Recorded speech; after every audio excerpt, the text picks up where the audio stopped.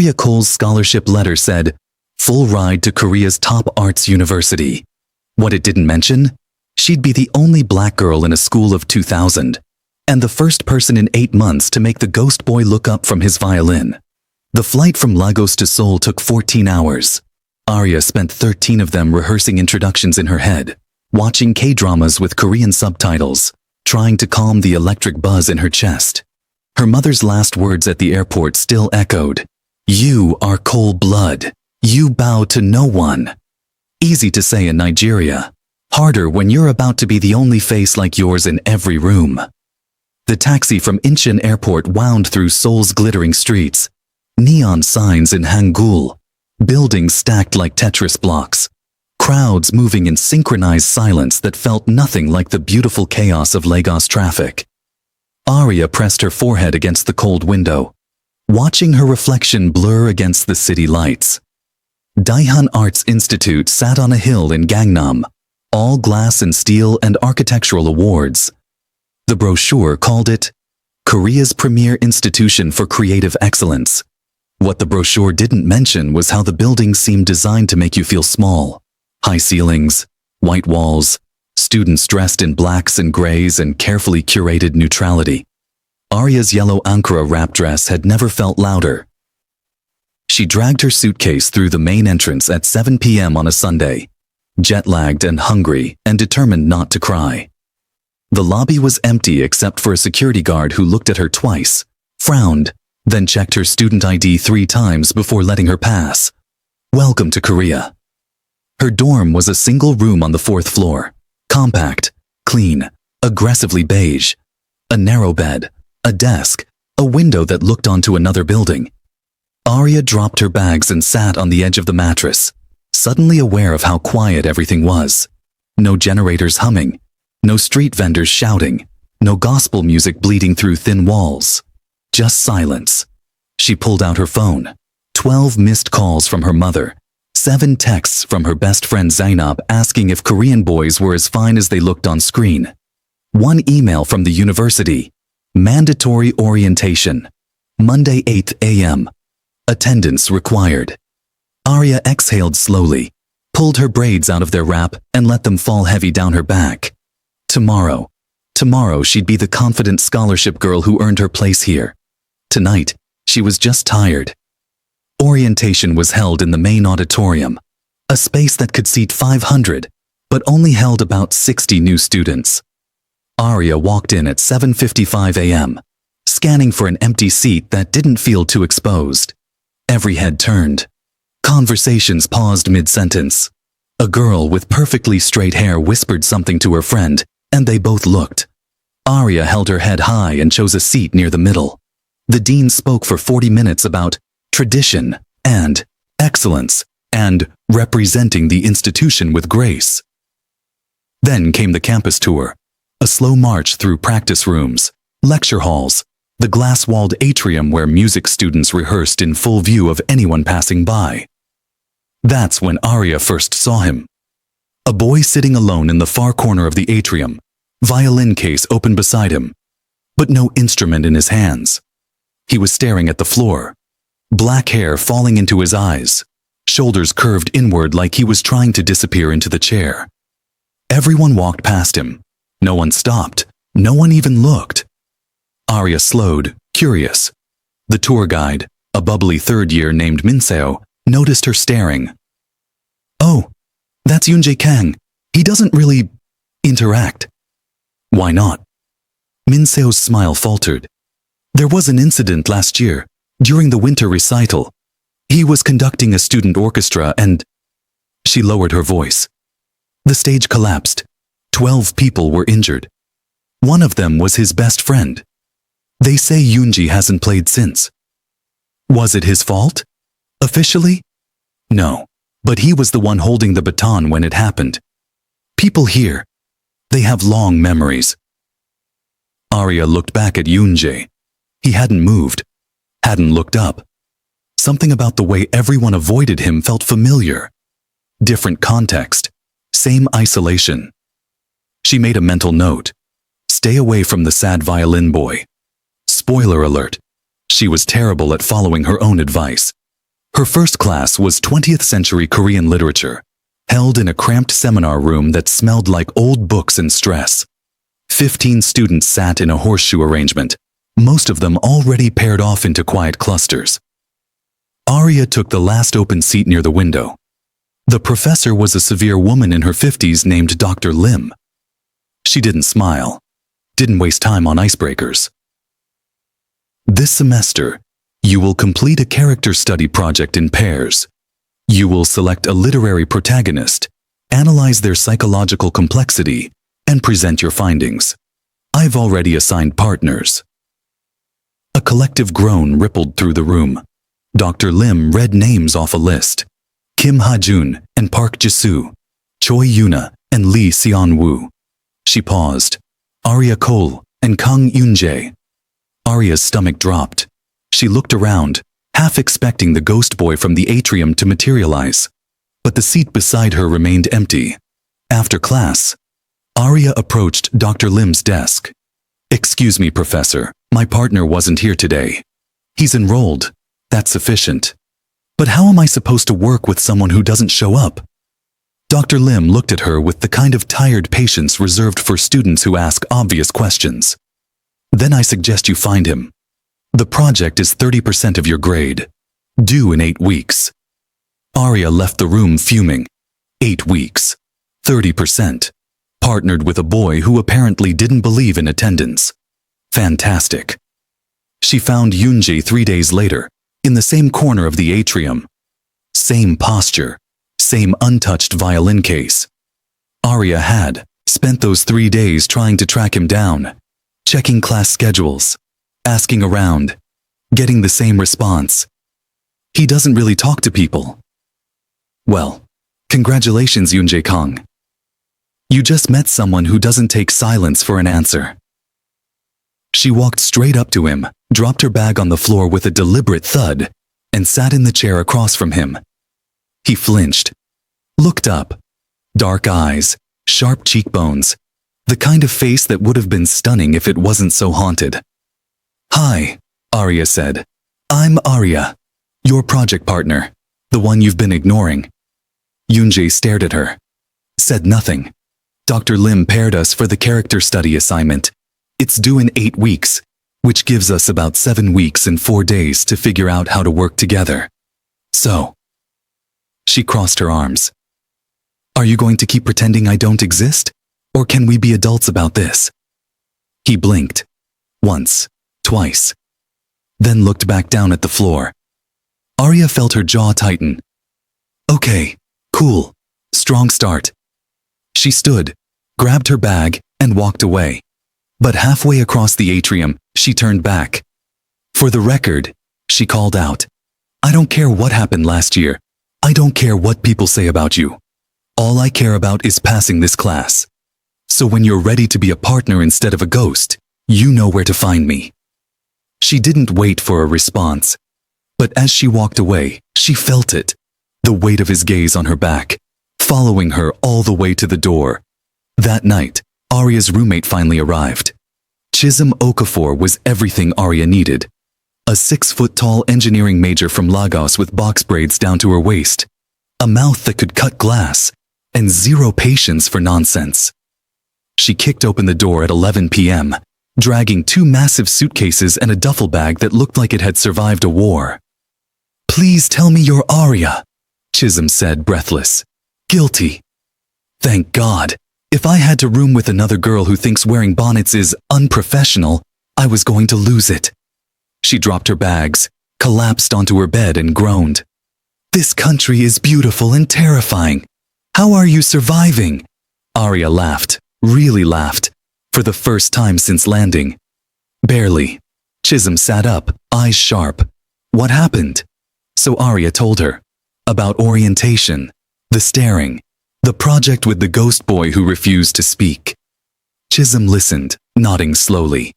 Then she said, "You know what your problem is?" "What?" "You're trying to be polite. These people don't respect polite. They respect bold." She grinned. "You're Nigerian, sis. Act like it." Aria smiled. She'd missed this. Someone who understood the code. The unspoken rules of navigating spaces that weren't built for you. Also, Chisholm added, this ghost boy sounds like he needs therapy, not a project partner. Probably. But knowing you, you're going to try to fix him anyway. Aria threw a pillow at her. I'm not trying to fix anyone. Sure. But later, alone in the dark, Aria thought about Eunjae's eyes, the way they'd widened when she spoke to him, like he'd forgotten people could see him. Maybe Chisholm was right. Maybe she was about to make a terrible decision. Aria didn't see Eunjae for another week, but she felt him. In class, she'd catch glimpses of someone in the back row, always leaving before she could approach. In the library, she'd hear the faint sound of violin music through practice room walls, haunting, unfinished, breaking off mid-phrase. And once, late at night, she found a folded note slipped under her dorm door. I'm sorry. I'm not good at this. EK. No explanation, no plan, just an apology in neat, careful handwriting. Aria stared at the note for a long time. Then she grabbed her phone and did something reckless. She posted in the university's student forum. ISO, Kang Eunjae. Literature project partner. If you see him, tell him Aria's in the library. 3rd floor. Every night this week. I'll bring snacks. She didn't expect it to work. But 2 nights later, at 9 p.m., Eunjae Kang walked into the 3rd floor study room. He didn't sit immediately. Just stood in the doorway, hands shoved in his pockets, looking like he was ready to bolt. Aria looked up from her laptop. You came. He nodded. Want to sit? Another nod. He sat across from her, stiff and careful, like the chair might collapse under him. Aria pushed a container across the table. Chin chin, my mom sent it from Lagos. It's sweet, crunchy, kind of addictive. Eunjae looked at the container like it was a trap. It's not poisoned, Aria said. I promise. He took one piece, chewed slowly, then took another. Aria smiled. Good, right? Yeah. His voice was quiet, rough from disuse, but it was there. They sat in silence for a while, not uncomfortable, just careful. Finally, Aria said, So, the project. Dr. Lim wants us to analyze a protagonist. I was thinking we could choose someone complex, flawed, someone who doesn't fit the hero mold. Eunjae looked at her. Why? Because those are the interesting ones. He almost smiled. Almost. Do you have someone in mind? Aria asked. Eunjae hesitated, then said, Raskolnikov, from Crime and Punishment. Aria raised an eyebrow. The guy who kills someone and spends 800 pages spiraling? Yeah. Dark choice. It's honest. Aria studied him. The tension in his shoulders, the way his fingers tapped against the table like he was playing invisible keys. Okay, she said. Raskolnikov it is. They worked for 2 hours that night.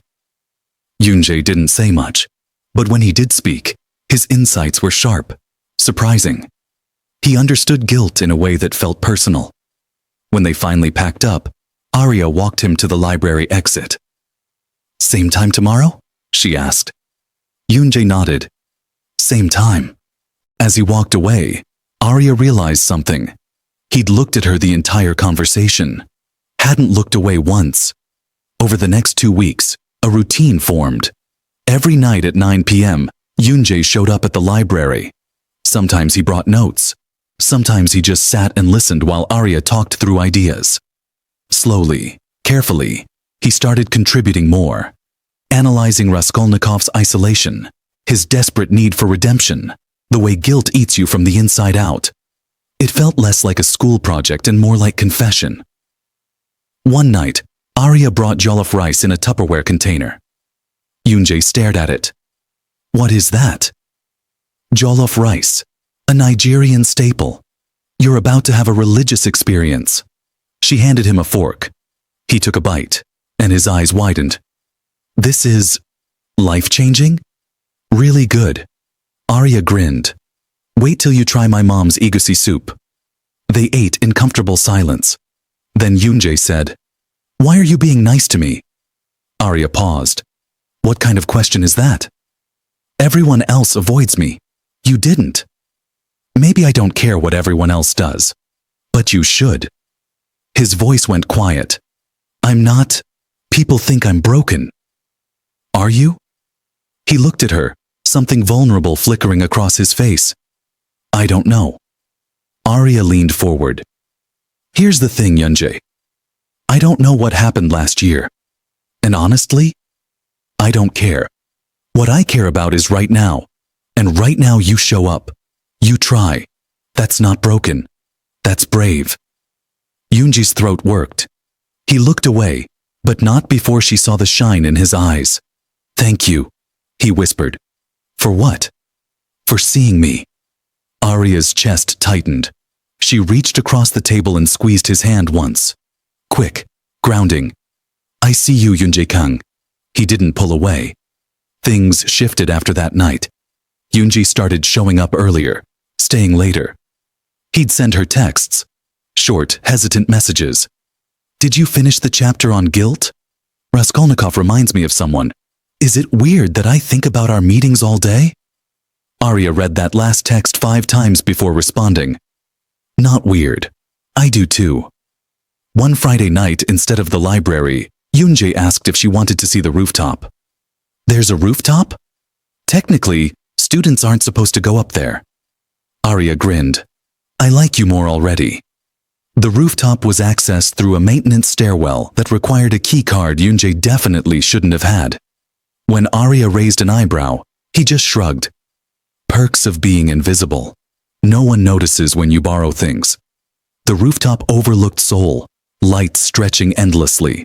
The hum of the city a distant lullaby. It was freezing, but beautiful. They sat on the ledge, shoulders almost touching. I used to come up here after rehearsals, Eunjae said. Before everything. Do you miss it? Playing? He was quiet for a long time. I miss who I was when I played. Who were you? Someone who believed he could make something beautiful. Aria turned to face him. You still can. I don't know how. Then learn again. One note at a time. Eunjae looked at her. Really looked at her. And something in his expression cracked open. You make it sound easy. It's not, but nothing worth doing is. The wind picked up, and Aria shivered. Without thinking, Eunjae shrugged off his jacket and draped it over her shoulders. Eunjae, keep it. You're always cold. She pulled the jacket tighter, breathing in the faint scent of laundry detergent and something distinctly him. They stayed on that rooftop until midnight, talking about everything and nothing. Lagos and Seoul, music and words, fear and hope. And when Eunjae walked her back to her dorm, he hesitated at the door. Aria? Yeah? I'm glad Dr. Lim paired us. She smiled. Me too. He reached out, fingers brushing against hers for just a second, tentative, electric. Then he was gone. Aria floated back into her room, cheeks warm, heart racing. Chisholm took one look at her and groaned. Oh no, you're catching feelings for the ghost boy. I'm not. Girl, your face is doing that thing. The glowy thing. You're doomed. Aria threw herself onto her bed, smiling like an idiot. Maybe she was, but the universe has a way of punishing happiness. It started small. Whispers in the hallway. Eyes that followed Aria a little too long. Then someone created a group chat called Foreign Exchange Problems and added half the school. The messages were brutal. Why does she always have to be so loud? Her hair is so much. I heard she's failing Korean language. How did she even get in? Affirmative action scholarship, probably. Aria saw the screenshots, sent anonymously to her student email. She deleted them, blocked the sender, pretended it didn't sting. But it did. One afternoon, a girl named Yuna cornered her in the bathroom. You know people are talking, right? Aria kept washing her hands. People always talk. They're saying you're only here because the school needed diversity, that you didn't actually earn your spot. Aria's jaw clenched. And what do you think? Yuna smiled, sharp, cold. I think you should be more careful. You already stand out. Don't make it worse. Something in Aria snapped. She turned, stepped closer, voice low and steady. Let me tell you something, Yuna. I earned every single thing I have. I got a perfect score on my entrance essay. I speak 4 languages. I've been writing since I was 7 years old. So if people want to talk, let them. But don't ever stand in front of me and pretend their ignorance is my problem. Yuna's smile faltered. Now if you'll excuse me, Aria said, brushing past her. I have class. She made it halfway down the hall before her hands started shaking. What she didn't know? Someone filmed the whole thing. The video went viral by dinner. Not the full context, just a 40-second clip of Aria getting loud, stepping into Yuna's space, looking aggressive. The caption, "Foreign student threatens classmate in bathroom." The comments exploded. She's so aggressive. Typical. This is what happens when you lower standards. Why is she even here? Aria watched the view count climb. 500, 1,000, 3,000, and felt her stomach turn to stone. Chisholm found her sitting on the floor of their dorm, phone clutched in her hand. I saw it, Chisholm said softly. Everyone saw it. It's taken out of context. Doesn't matter. They've already decided who I am. Chisholm sat beside her. So what are you going to do? Aria didn't answer, because honestly, she didn't know. The next day, a professor pulled her aside after class. Miss Cole. A word. Dr. Lim's office was small, suffocating. I've seen the video, Dr. Lim said. It wasn't. I'm not interested in excuses. I'm interested in discretion. You're here on scholarship. That comes with expectations. You represent this institution, and right now, you're representing it poorly. Aria's throat tightened. So I'm supposed to let people disrespect me? I'm saying you need to be smarter. Keep your head down. Stop drawing attention. I didn't ask for attention. And yet you have it. Dr. Lim folded her hands. Consider this a warning. Any more incidents, and we'll revisit the terms of your scholarship. Aria left that office feeling smaller than she'd ever felt in her life. She didn't go to the library that night. Couldn't face Eunjae. Couldn't face anyone. But at 10 p.m., her phone buzzed. Are you okay? EK. She stared at the message. Not really. 3 dots appeared. Disappeared. Appeared again. Rooftop? Aria shouldn't have gone. She was tired, raw, one wrong word away from breaking. But she went anyway. Eunjae was already there, pacing near the ledge. When he saw her, he stopped. I saw the video. Everyone did. It's not fair. Aria laughed bitterly. When is it ever? Eunjae stepped closer. They took it out of context. You were defending yourself. Doesn't matter. I'm the villain now. Her voice cracked. Maybe I should have just stayed quiet, like everyone told me to. No. Eunjae's voice was firm. Don't do that. Don't shrink yourself because people are small. Aria looked at him, surprised. You told me I was brave for showing up, Eunjae said. You're brave every single day. You walk into rooms that don't want you and you stay anyway. That's not reckless, that's courageous. Tears burned behind Aria's eyes. I'm so tired, Eunjae. I know. I don't know how much longer I can do this. Then let me help. He hesitated. You don't have to carry this alone. Something in Aria's chest broke open. She stepped forward and let herself fall into him, forehead against his shoulder, breathing him in. Eunjae's arms came around her slowly, carefully, like he was afraid she'd disappear. They stood like that for a long time. 2 people who didn't fit, holding each other on a rooftop above a city that didn't understand them. Thank you, Aria whispered. For what? For being here. Eunjae's hand came up, fingers threading gently through her braids. Always. But the rumors didn't stop. Someone started a new thread. Is Aria Cole using Eunjae Kang for sympathy? The comments were vicious. She shows up and suddenly he's talking again? Suspicious. She's clout chasing, using his trauma. Poor guy. He finally opens up and she's going to destroy him. The worst part? Some people tagged Eunjae's old friends, his family, the school administration, and then, inevitably, someone connected the dots. They've been spending every night together, alone. I saw them on the rooftop. She had her arms around him. She's manipulating him. He's fragile. She's going to break him again. Aria found out when Minseo pulled her aside in the ceramics studio. Hey, I need to tell you something. What? People are saying, they're saying you and Eunjae are involved, romantically, and that you're using him. Aria's blood went cold. That's not…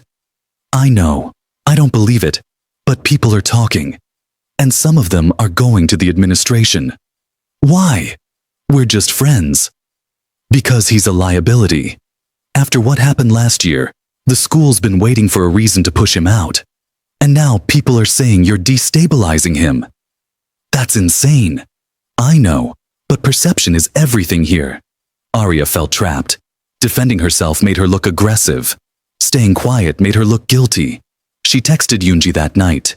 We need to talk. They met in an empty practice room. Eunjae looked worried. What's wrong? Aria told him everything. The new rumors. The threats to his place at the school. The way their friendship was being weaponized. Eunjae listened, expression darkening.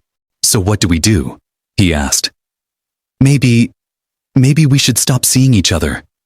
Just until this blows over. No.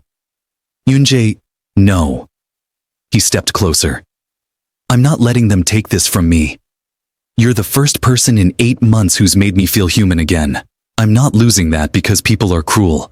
But if they kick you out, then they kick me out. But I'm not walking away from you. Aria's heart twisted. This isn't fair to you. Life isn't fair. But you taught me that showing up anyway matters. He reached for her hand. So I'm showing up. For you. Aria felt tears prick her eyes. You're stubborn. I learned from the best.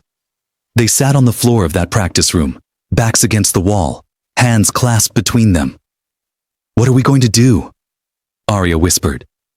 Eunjae was quiet for a long moment. Then he said, we keep going. Together. Even if it gets worse?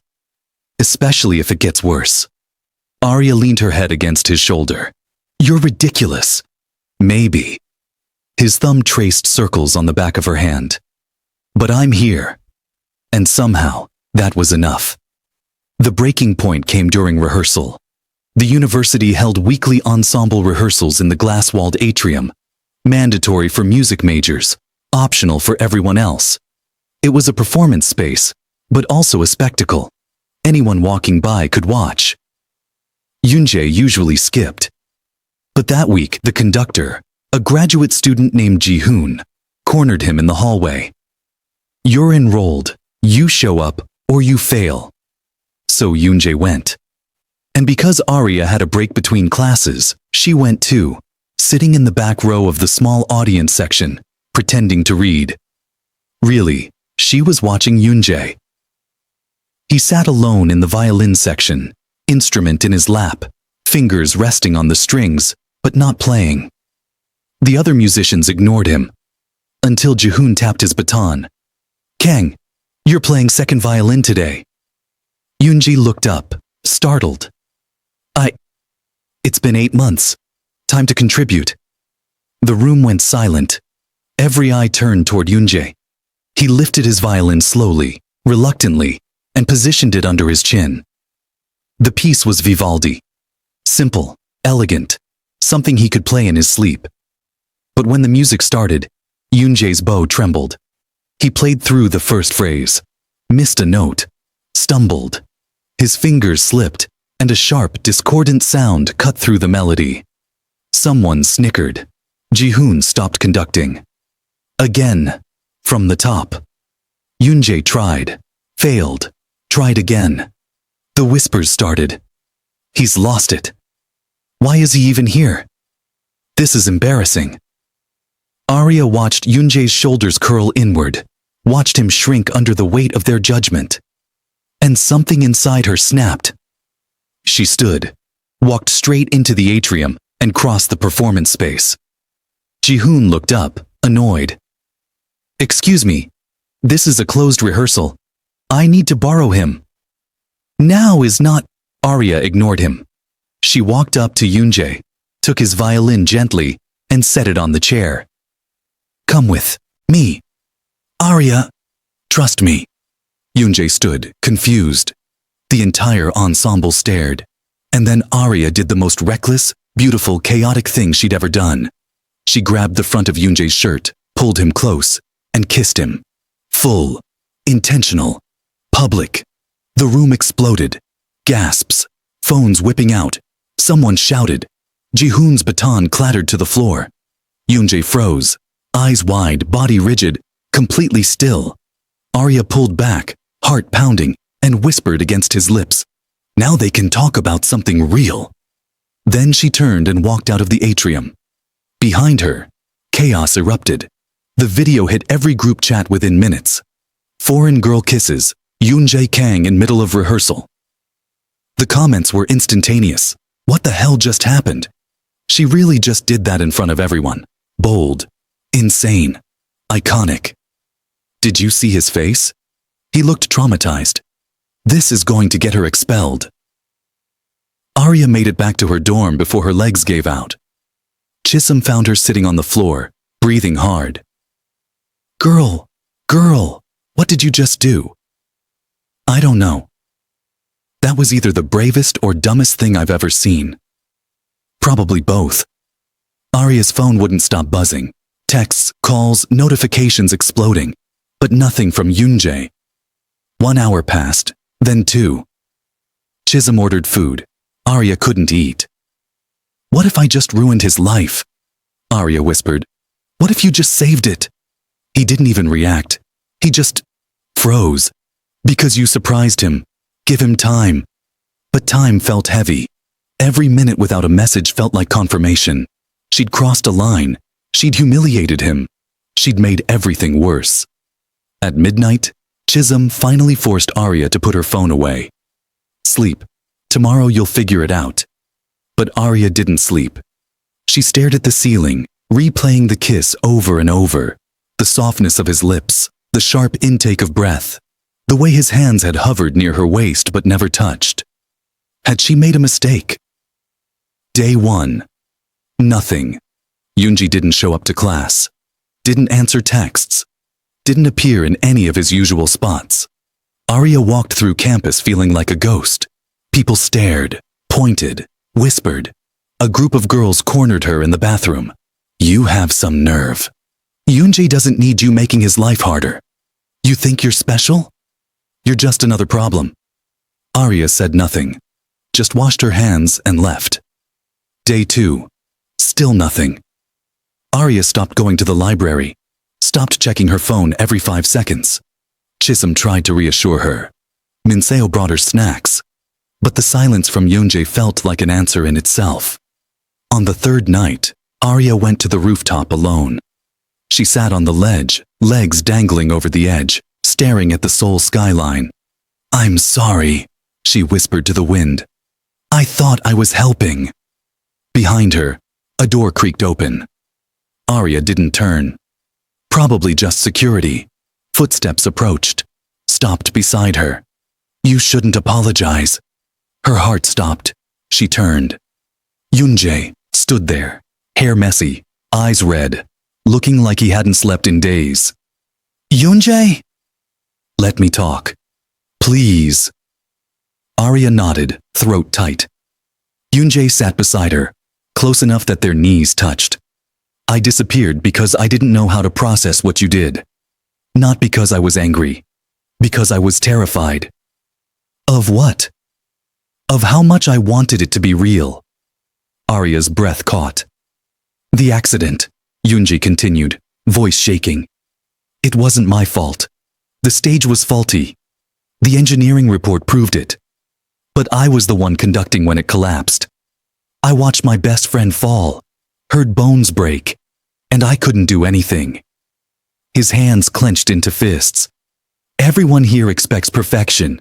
I couldn't give it anymore. So I gave them silence instead. Convinced myself it was safer to be invisible than to fail again. He looked at her, eyes shining. But then you showed up. With your loud laugh and your jollof rice and your ridiculous belief that I was still worth knowing.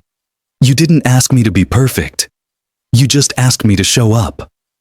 A tear slipped down his cheek. So when you kissed me in front of everyone, when you claimed me in the most public way possible, it terrified me. Because I realized I didn't want to hide anymore. I wanted to be seen. By you. Aria's vision blurred with tears. I thought I ruined everything. You woke me up. Eunjae reached for her hand, lacing their fingers together. I've been half alive for 8 months. You made me want to be whole again. I'm sorry I didn't ask first. Don't be. His voice dropped. Because I'm about to do the same thing. He cupped her face with both hands, gentle, reverent, and kissed her. Not in front of cameras, not to prove a point, just because he wanted to. The kiss was soft at first, tentative, like he was learning a new language.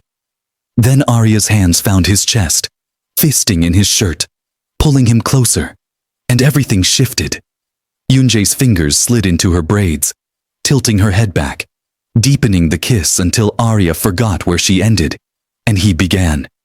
His lips moved against hers with a desperation that felt like drowning and breathing at the same time.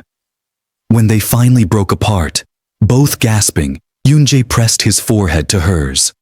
I'm going to try, he whispered. I'm going to audition for music again. I'm going to face this, because you make me believe I can. Aria's hands trembled against his chest. I'm scared. Me too. What if people make it worse? Then we face it together. He kissed her again, slower this time, sweet and grounding. When they finally pulled apart, Aria laughed through her tears. We're a mess. The best kind. They stayed on that rooftop until dawn, wrapped in each other, making promises in the dark. To be brave, to be honest, to choose each other even when it was hard. When the sun finally rose over Seoul, painting the sky in golds and pinks, Eunjae took Aria's hand. Ready to face the world? Aria squeezed back. With you? Always. The backlash was immediate and brutal. By Monday morning, the entire school knew. The kiss video had been edited, remixed, memed into oblivion. But underneath the jokes, the comments turned vicious. She's using him. He's too fragile for this. This is going to end in disaster. International students always cause drama. Dr. Lim called Aria into her office. Miss Cole, your behavior is becoming a pattern. I kissed someone I care about. That's not a crime. It's a distraction. For you, for Kang, for the entire institution. Or maybe it's just people being uncomfortable with something that doesn't fit their narrative. Dr. Lim's expression hardened. You're on thin ice. One more incident and your scholarship is revoked. Am I clear? Crystal! Aria left that office shaking with rage. Meanwhile, Eunjae faced his own interrogation. The music department chair pulled him aside. Are you sure about this? Getting involved with a student who's already under scrutiny? I'm sure. She's making your situation more complicated.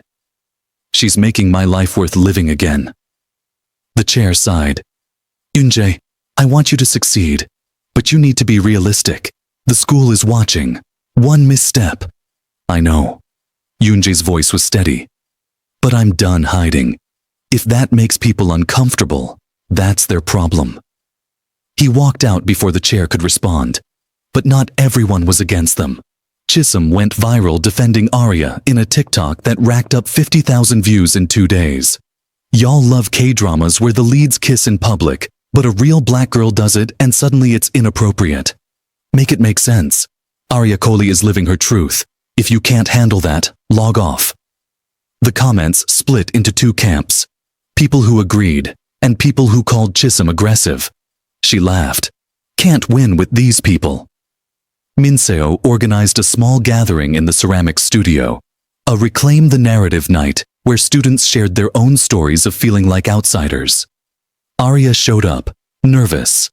But when she saw the faces, international students, queer students, scholarship kids who felt the same pressure, something in her chest loosened. "I'm tired of being told to shrink," Aria said. "I'm tired of being everyone's villain just for existing loudly. So I'm done apologizing. If that makes me difficult, fine. I'd rather be difficult than invisible." The room erupted in applause. After the event, a girl approached her, quiet, with pink hair and nervous hands. "Thank you," she whispered, "for saying what we're all thinking." Aria hugged her. "You're not alone." And slowly, the tide began to shift. Not universally, not perfectly, but enough. Students started sitting with Aria at lunch. Someone created a counter-thread defending her and Eunjae. A professor wrote an op-ed about xenophobia and double standards in academic spaces. It wasn't a victory, but it was progress. Eunjae decided to audition for the spring solo concert. It was a bold move, his first public performance since the accident. The auditions were held in the main auditorium, open to anyone who wanted to watch. Aria sat in the front row, Chisholm beside her. "He's going to be amazing," Chisholm said. "Or he's going to freeze." "Have some faith, sis." When Eunjae walked onto the stage, the room went silent. He looked smaller under the stage lights, vulnerable in a way that made Aria's chest ache. He lifted his violin, positioned it under his chin, and then he closed his eyes and played. The piece was Tchaikovsky's Violin Concerto. Complex, emotional, demanding. Eunjae's bow moved across the strings like he was speaking a language only the violin understood. The notes soared, dipped, shattered, and rebuilt themselves. Aria watched his face. The concentration, the pain, the raw vulnerability of someone giving everything they had. When he hit the final note, the room exploded into applause. Eunjae opened his eyes, breathing hard, looking stunned. Aria was on her feet before she realized it, clapping until her hands hurt. He found her in the crowd and smiled. Afterward, in the hallway, Aria threw her arms around him. "You were incredible. I messed up the third movement. Nobody cared." Eunjae laughed, burying his face in her shoulder. "I was so scared. I know. But you did it anyway." He pulled back, eyes bright. "Because you believed I could. Always." He kissed her then, soft and quick, and the few people in the hallway cheered. 2 weeks later, the results were posted. Eunjae didn't get first chair, but he got third, a solo spot in the spring concert. When he told Aria, she screamed so loud Chisholm came running. "He did it. I told you," Chisholm grinned. "Y'all are disgustingly cute." That night, Eunjae and Aria celebrated on the rooftop, their spot now claimed and sacred. "I couldn't have done this without you," Eunjae said. "Yes, you could have. You just needed a reason to try." "You're my reason." Aria's heart squeezed. "Eunjae, I'm serious." He took her hands. "I don't know what happens next. I don't know if people will ever stop talking. But I know I want to face it with you. Even when it's hard, especially when it's hard." Aria kissed him, slow and deep and full of promise. When they broke apart, Eunjae whispered, "I'm falling for you." "Good," Aria said, "because I already fell." They stayed on that rooftop until the stars came out, wrapped in each other, building a future one quiet promise at a time. Meanwhile, Aria's own path was shifting. Dr. Lim pulled her aside after class one day. For once, she didn't look angry. "Your latest essay on Raskolnikov's redemption arc." Aria braced herself. "What about it?" "It's exceptional, honest, raw." Dr. Lim paused. "I'm recommending you for the university's advanced creative writing track. It's highly competitive, but your work deserves consideration." Aria stared. "You're recommending me?" "Don't look so shocked. You're a talented writer, Miss Cole, even if you are exhausting." Aria laughed, surprised and genuine. "Thank you. Don't thank me yet. The program only accepts 10 students per year. But if you get in, it's a full scholarship extension and a direct pipeline to publishing internships. When Aria told Eunjae, he picked her up and spun her around. You're going to get in. You don't know that. I know you. You're brilliant. I'm scared. Then be scared and apply anyway. So she did. She spent 2 weeks crafting her application essay, a raw, unflinching piece about belonging and outsiderness and finding home in unexpected people. She wrote about Lagos in Seoul, about being too loud and too visible, about loving a boy who taught her that silence could be a choice, not a prison. When she submitted it, her hands shook. Chisholm hugged her. Whatever happens, you did the thing. That's what matters. 6 weeks later, the email came. Congratulations. You have been accepted into the advanced creative writing program. Aria screamed. Chisholm screamed. Eunjae showed up at her dorm with flowers he'd clearly stolen from the campus garden. I told you, he said, grinning. You did. So what now? Now we keep going. The spring concert arrived faster than either of them expected. The auditorium was packed. Students, faculty, parents. Aria sat in the third row with Chisholm and Minseo, heart pounding. When Eunjae walked onto the stage, the room quieted. He looked different, confident, grounded, present. He lifted his violin, met Aria's eyes in the crowd, and smiled. Then he played. The piece was his own composition, something he'd been working on in secret for weeks. It was called Homecoming, and it sounded like grief and hope woven together. The melody started soft, hesitant, like someone learning to walk again. Then it built, layers of sound, complexity, emotion, until the entire auditorium felt like it was breathing with him. Aria watched, tears streaming down her face as Eunjae poured 8 months of silence into 6 minutes of music. When he hit the final note, the room erupted. Standing ovation. Cheers. Someone shouted, Encore! Eunjae bowed, breathing hard, eyes shining. And, when he found Aria in the crowd, he mouthed 2 words. Thank you. After the concert, Aria found him backstage. That was... I know. You wrote that? For you. About you. About us. Aria's throat tightened. Eunjae, you gave me my voice back, Aria. This was the only way I knew how to say thank you. She kissed him then, desperate and grateful and so full of love she thought she might burst. Around them, other musicians congratulated Eunjae, clapped him on the back, treated him like a person again.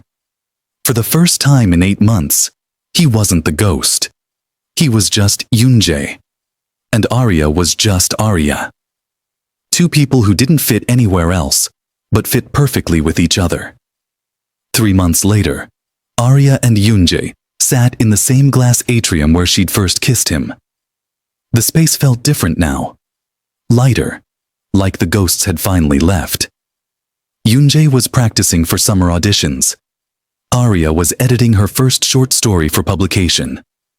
Chisholm and Minseo argued about kiln temperatures in the corner, their bickering comfortable and familiar. Aria looked up from her laptop, watching Eunjae's fingers move across the strings. He caught her staring and smiled. What? Nothing. Just happy. Good. He set down his violin and crossed to her, leaning down to kiss the top of her head. I'm proud of you, he whispered. Back at you.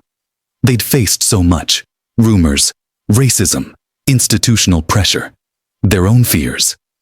And they'd survived. Not because it was easy, but because they refused to let anyone else define their story.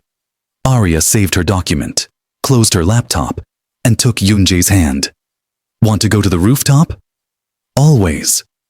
As they walked out of the atrium together, Chisholm called after them, Use protection. Aria flipped her off. Eunjae laughed. On the rooftop, under a sky full of stars, they sat side by side, shoulders touching, fingers intertwined. Do you ever think about how different things could have been? Aria asked.